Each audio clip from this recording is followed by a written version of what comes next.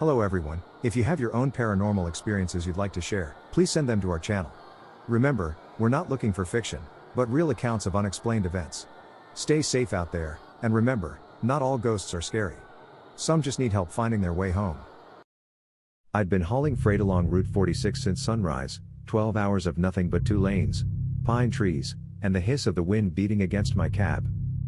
Diesel was running low enough that every green mile marker felt like a countdown clock and my eyes were heavy from the endless hum of the engine. The dispatch route they'd given me was supposed to keep me on the interstate. But one wrong exit, one missed sign, and here I was, crawling a forgotten road in the middle of nowhere. Somewhere up ahead, I knew, was the old truck stop, or at least what was left of it. The last town I'd passed through had a diner with a cracked neon sign and a waitress who wouldn't meet my eye.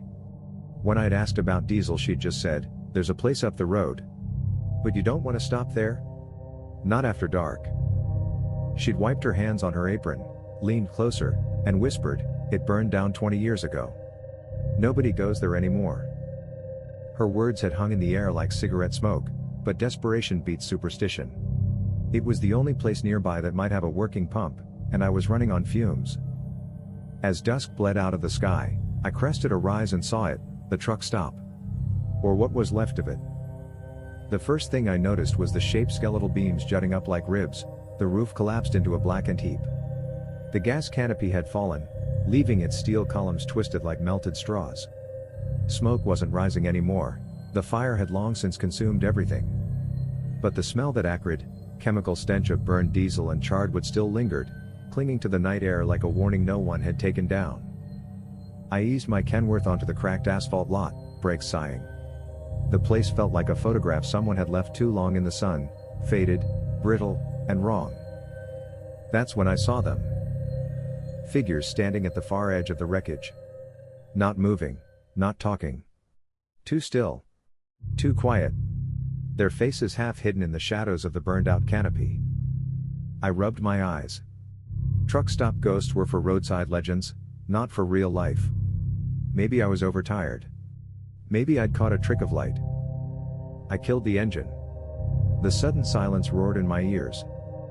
I opened the door, boots crunching on cracked asphalt. A voice called out, almost a whisper, almost in my head. "You shouldn't be here." I froze, halfway down the steps of my cab. My hands clenched the doorframe like a lifeline. I scanned the lot. Empty. The figures were gone. I told myself it was nothing. Fatigue. A prank. Anything but what my gut already knew. A knot of dread formed in my stomach, heavy and cold. Still, I crossed the lot.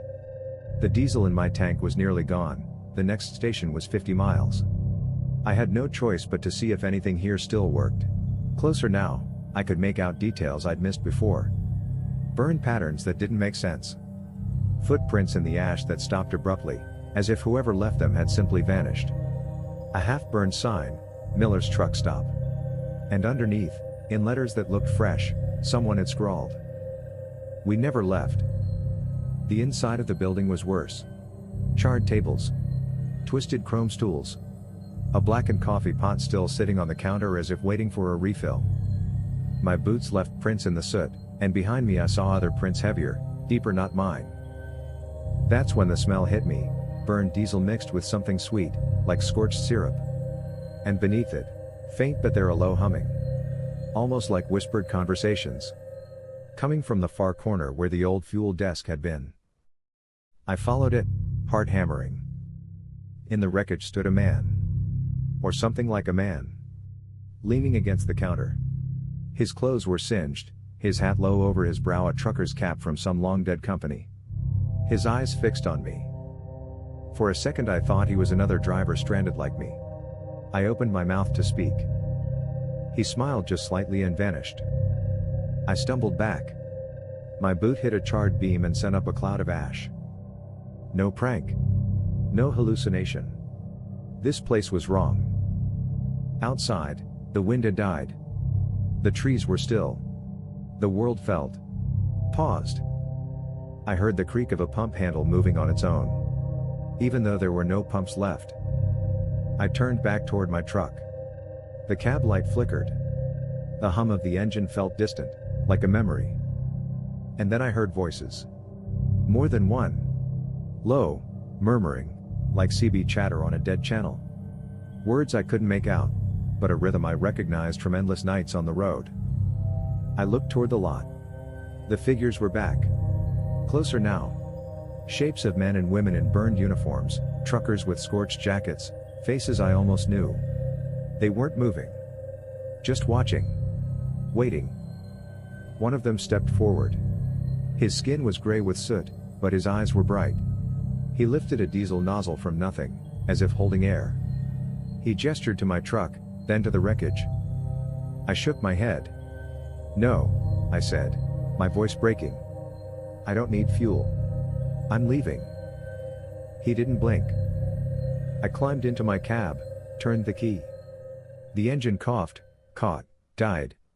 The gauge showed empty, though I'd had a quarter tank when I pulled in. Outside, the figures were closer. I could see their faces now. Some of them looked like me. Drivers, worn from the road, caught in some endless stop. Their mouths moved, but no sound came. I slammed the door and locked it. My CB crackled dead for years, now alive. A voice came through, thin and static-laced. We never left. I grabbed the mic, but my hand passed through it like smoke. The world outside had gone pale, colors leached out. The sun was rising, but the light was wrong, too dim, too cold. I don't know how long I sat there. Minutes. Hours. Time didn't move right anymore. My hands felt stiff, my breath shallow. When the engine finally turned over, it sounded different, deeper, older. I shifted into gear, rolled forward. The figure stepped aside, parting like smoke. As I passed the edge of the lot, I looked in the mirror. The burned truck stop was gone. In its place stood a pristine station, bright pumps gleaming, neon sign buzzing, Miller's truck stop open 24 hours. People milled about, normal as daylight. Drivers fueling up. Waitresses smoking outside. A scene from 20 years ago. One of them turned. It was the man from the counter. He smiled. Then the mirror clouded with soot, and the image vanished. I didn't stop. I didn't look back again. I drove until Route 46 met the interstate, until my hands stopped shaking. My tank read half full, though I hadn't fueled. Sometimes, at night, I hear the hum of a diesel pump where there's no station. Sometimes, I pass another truck and glimpse a driver whose face I recognize from that lot. I've never taken Route 46 again. But I know, deep down, that part of me never really left. I didn't sleep that night, though I tried. The rig's engine ticked as it cooled, and every creak of the cab sounded like a footstep. I kept glancing at the lot. Nothing. The darkness pressed against the edges of my vision, and I felt that same knot of dread tighten, wrapping itself around my ribs. By what I thought was early morning, I finally got up to check the lot again. The wreckage hadn't changed, yet something felt different. The air was heavier. The smell of burned diesel lingered stronger than before, almost like it had been freshly burned. I noticed movement out of the corner of my eye, shadows slipping between the blackened beams. I grabbed a flashlight and stepped out of the cab. The beam caught a figure sitting on what had been the counter. A woman, hunched, hair singed and hanging over her face. She didn't move when I called out, didn't react at all. "Hey," I said, trying to keep my voice steady. "I'm just looking around." No response. I walked closer. The closer I got, the more I realized, she wasn't breathing. The faint rise and fall of her chest wasn't human. Her head slowly lifted, and I saw her eyes, black as tar, reflecting the morning light like a mirror. She smiled. A small, knowing curl of her lips. Then she vanished. My stomach turned, bile rising. I stumbled back toward the truck, shaking, but when I reached the cab, another figure appeared in the passenger seat, a man with a scorched cap, leaning back like he'd always been there. I froze. Do you need diesel?" I stammered, desperate for reason. He didn't answer. His head tilted, unnaturally, like a bird. Then he disappeared. By then, I knew I wasn't dealing with anything normal. Not ghosts, not pranks, not hallucinations. Something about this place bent reality itself. It was a living memory, a frozen echo of the fire, replaying over and over with no one ever truly leaving. I tried the CB radio again. Dead before, now alive with static whispers. Words I couldn't fully understand. Names. Numbers. Call signs. One repeated phrase over and over, low and slow. You shouldn't be here. You shouldn't be here. I jumped in the cab and floored the accelerator. The truck roared, but the lot didn't seem to end. Charred wood blurred past the windows. Figures appeared along the edges, men and women, leaning, staring.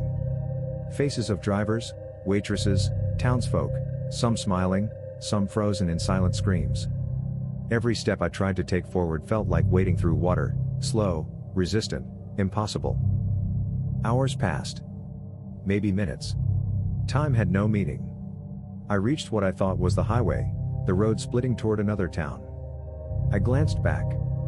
The truck stop was gone again. Or maybe it had always been gone. In its place, I saw only the scorched asphalt and a single, burned-out pump. A pump that twitched as if it still had diesel in it. I didn't stop to question it. I drove until I reached a full station with real diesel. I filled my tank, legs shaking, and didn't speak to anyone. But I couldn't shake the feeling I was being followed.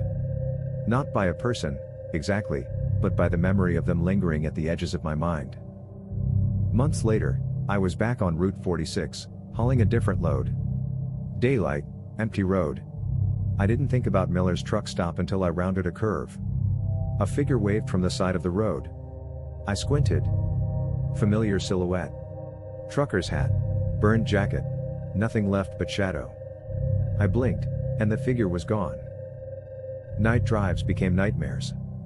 Every stretch of empty road, every burned-out building, I could feel eyes. The figures were always there, half hidden, waiting. I heard whispers when no one was around. Sometimes my CB would crackle with their voices.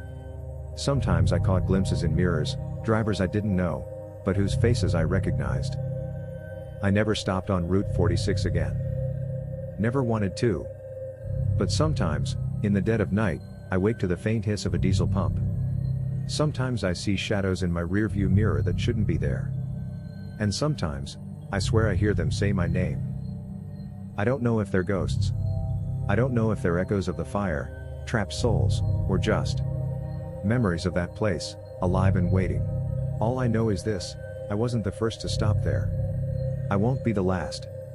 And I'll never know if I really left the burned down truck stop. Or if it never really let me go. Hey everyone, thanks so much for listening. If you enjoyed the video, please hit that like and subscribe button, and then share with your friends.